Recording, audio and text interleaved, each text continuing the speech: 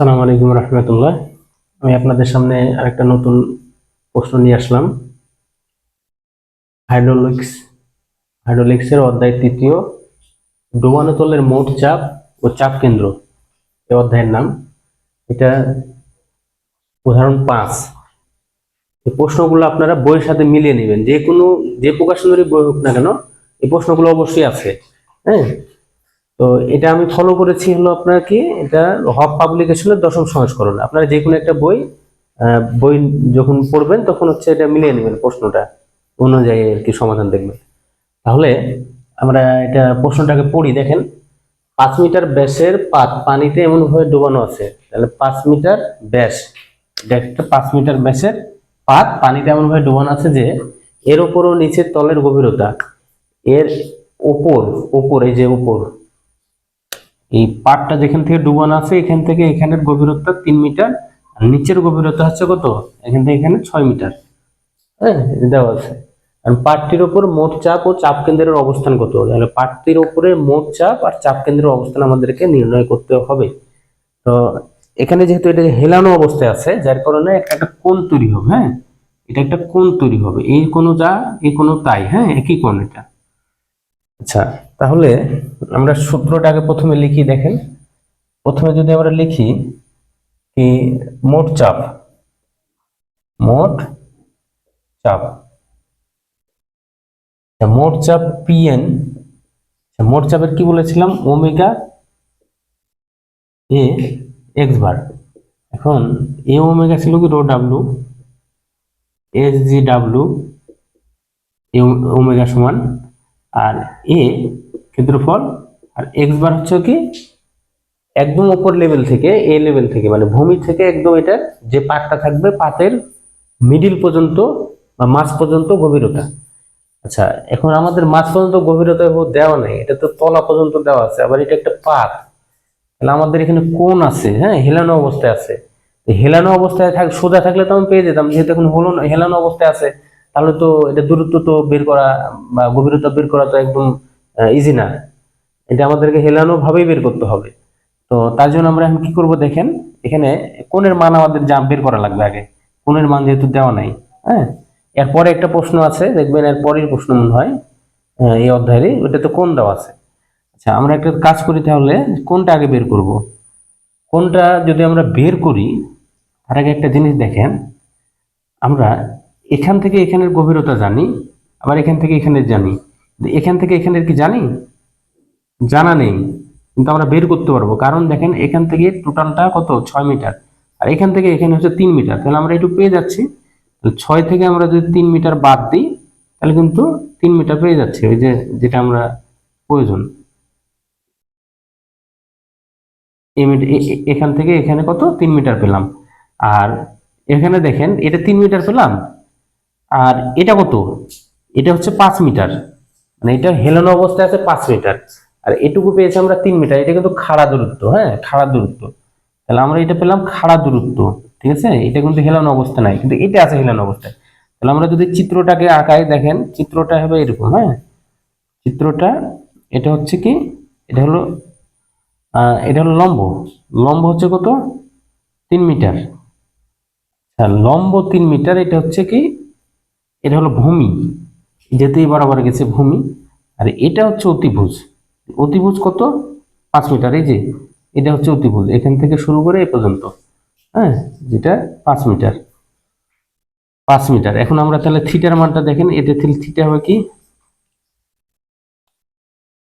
লিখি সাইন, এই যে থিটা, সাইন থিটার সমান কি হয়, লম্ব বা অতিভুজ, অতিভুজ। অতিভুজ যদি আমরা দিই, এটা কত, লম্বের মান হচ্ছে 3। হ্যাঁ, লম্বের মান 3, আর অতিভুজ কত 5,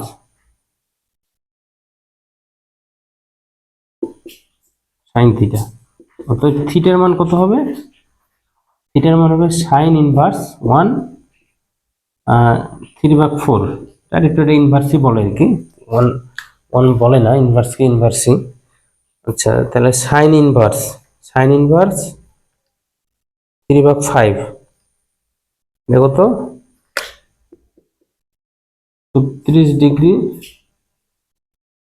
36.87 একবারে ডিগ্রি দিয়ে দিলাম এটা।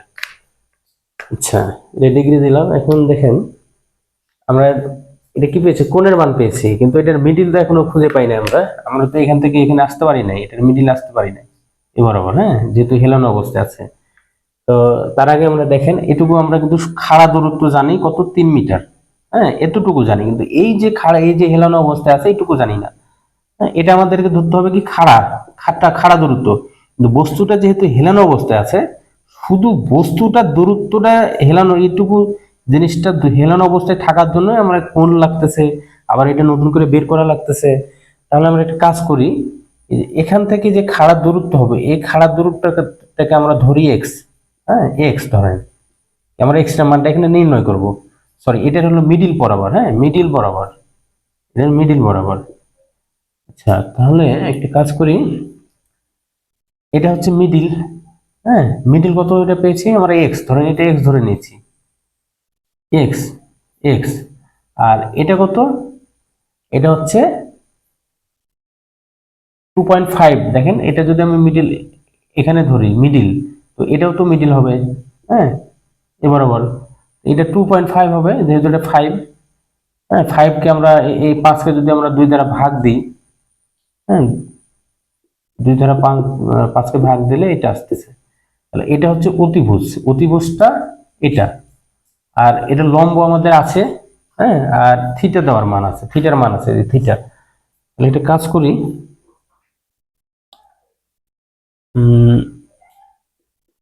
সাইন থিটা, থিটার মান যেহেতু আছে আমরা ডাইরেক্ট বসিয়ে দিই 87। এটা এখন এটা লম্ব না, লম্ব কত, লম্ব এক্স, এটা আমরা বের করব। হ্যাঁ, আর এই অতিভুজ হচ্ছিল 2.5, এটা অতিভুজ 2.5। আচ্ছা, তাহলে আমরা এক্সটা কিভাবে পাবো, এক্সটা কি হবে, সাইন 36.87 ডিগ্রি ইন্টু 2.5, এটা আমরা পেয়েছি এক্স এর মান, সাইন 2.5 দিয়ে দিলাম কত, 1.5 মিটার। তাহলে আমরা এটা পেলাম। দেখেন এই প্রশ্নটা কিন্তু এই অধ্যায়ের সবচাইতে একটা প্যারাদায়ক প্রশ্ন। হ্যাঁ, আমি এটাকে খুব ইজিলি ভাবে সমাধান করার চেষ্টা করেছি। আপনারা বই দেখে বুঝতে পারবেন এটা কিভাবে সমাধান করা আছে। হ্যাঁ, তো এটাকে অনেক ব্রেন খাটিয়ে এবং মাথা খাটিয়ে এটা বের করা লাগছে। আপনার এটা সমাধান এভাবে দেখবেন, সারা জীবন মনে থাকবে ইনশাল্লাহ। আচ্ছা, এখন আমরা তাহলে কি পেলাম, এটা 1.5 পেয়েছি। যে এখান থেকে এটার এটার এই খাড়া দূরত্বটা পেলাম আমরা কত, 1.5। এখন আমরা করব কি, এখান থেকে এই পর্যন্ত যাব। তাহলে এক্স বার কি হবে, দেখেন এ এক্স বারের জন্য কি হবে, তাহলে এ এক্সটা বারটা আমরা যদি এখানে লিখি, দেখেন এক্স বার প্রথমে ছিল কত, এখান থেকে এখানে 3 মিটার, আর এখান থেকে এখানে কত পেয়েছি আমরা, 1.5 মিটার, 4.5 মিটার যে পেয়ে গেলাম এটা। এখন মান বসাই সবগুলো, দেখেন কি আসে। হ্যাঁ, এটার মান হচ্ছে 1000 কেজি পার ঘনমিটার, এটার মান হচ্ছে 1। পানি, যেহেতু পানি, হ্যাঁ, পানির ভিতরে আছে, পানির স্পেসিফিক গ্র্যাভিটি বা আপেক্ষিক গুরুত্ব। আচ্ছা, এটা এ, এর মান কত, এ হলো ক্ষেত্রফল। তো ক্ষেত্রফল এটা কি, এটা যেহেতু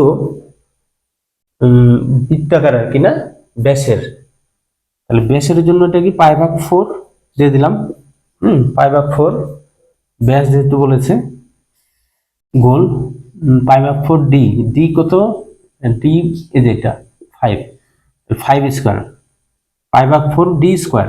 হ্যাঁ, ডি স্কোয়ার, এটা কিন্তু ডি, এটা হচ্ছে ডি এর মান বা এইচ এর মান, যেটাই বলেন না কেন। হ্যাঁ, তো সূত্র দিলাম, আর এক্স এক্স বারের মান কত, 4.5। এটা মান সব বসানোর শেষ। এখন আমরা মানটা বের করব।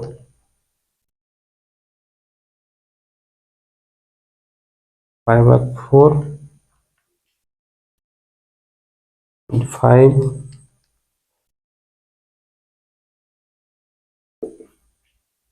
8 8 3 5 7 2 9। অনেক সময় ক্যালকুলেশনে ভুলও লিখতে পারি, কারণ আমি তো অল্প সময়ের ভিতর করার চেষ্টা করতেছি। আপনারা যদি ভুল থাকে ক্যালকুলেশনে তো ক্ষমার দৃষ্টিতে দেখবেন। আচ্ছা, তাহলে এটা কেজি আসলো। আমি একবারই ট্রাই করতেছি, দুইবার ট্রাই করতেছি না, দুইবার সময় নষ্ট হবে আর কি। আচ্ছা, এরপরে এখন চাপ কেন্দ্র। চাপ কেন্দ্র চাপ কেন্দ্র এটা হলো দ্বিতীয়। চাপ কেন্দ্রকে বা কেন্দ্রের গভীরতা, চাপ কেন্দ্রের গভীরতা, কেন্দ্রের গভীরতা গভীরতা এটাই চেয়েছে। হ্যাঁ, এটাকে হেলানো অবস্থায় যেহেতু আছে, ICG x into sine square theta ভাগ হচ্ছে এ x bar plus x bar. মানে আমাদের সব মানই জানা, মানে সব প্রায় জানা এখানে আছে, একটা জিনিস হলে অজানা থাকবে, এটা আইসিজিএক্স। আইসিজিএক্স এটা কি বৃত্ত না? বৃত্তের জন্য আইসিজিএক্স কি বলেছিলাম? পাই ডি টু দি পাওয়ার 4 বা S to the power 4। S to the power 4 দিলাম, যা আছে তাই দিলাম। আর এটার ক্ষেত্রফল কি ছিল? বি। আচ্ছা, বি না, এটা যেহেতু বৃত্ত, তো বৃত্তের জন্য বৃত্তের মতো আর কি, এটা হলো ডি স্কোয়ার। আর এক্স এক্স 4.5 এক্স বার, আর এটা 4.5। দেন সূত্রটা সাজাইলাম, এখন খালি মান বসাবো। পাইকে পাই রাখি, ও এখানে একটা ই আছে, এটা তো পাই রাখি, পাই এস টু দি পাওয়ার 4। তো এস এর মান কত? এস হচ্ছে ওই সেকশন, এটা সেকশন, এই পাথ 5। 5 টু দি পাওয়ার 4 ভাগ 64। আচ্ছা, সাইনের মান সাইন, এখন এটা কি আছে?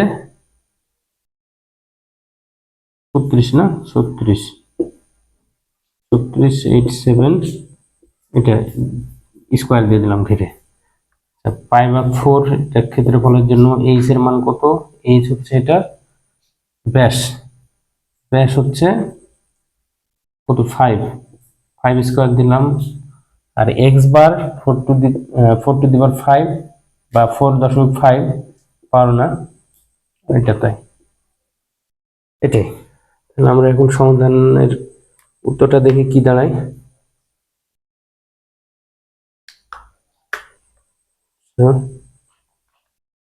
পাই ভাগ 5 two the power 4 sign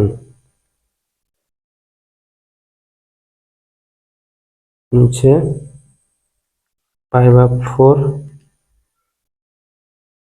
into 5 4.5 উপরে 4.5 আসলো 625 মিটার। এটা এটা একটা উত্তর, আর এখানে একটা উত্তর। এই দুইটাই চেয়েছিল, মোট চাপ আর চাপ কেন্দ্রের অবস্থান বা গভীরতা। হ্যাঁ, তো আপনারা এইভাবে করবেন, এটা সবচাইতে ইজি সমাধান। এর চাইতে ইজি সমাধান আমি বের করতে পারি নাই, অনেক চেষ্টা করছি বের করতে গিয়ে, এর চাইতে সহজ করা যায় কিনা।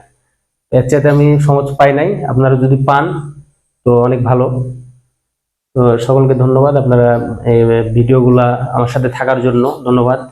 আপনারা ভিডিওটা ফুল দেখবেন, হ্যাঁ, আর লাইক কমেন্ট শেয়ার করবেন। কোনো যদি পরামর্শমূলক কোনো ইয়া থাকে, পরামর্শ দেওয়ার মতো কিছু থাকে তো আপনারা দিবেন। আর কারো স্পেসিফিক কোনো প্রবলেম থাকলে ওটা আমাকে বলবেন, আমি সমাধান করে দেবেন। ঠিক আছে, সকলকে ধন্যবাদ। আসসালামু আলাইকুম রহমতুল্লাহ।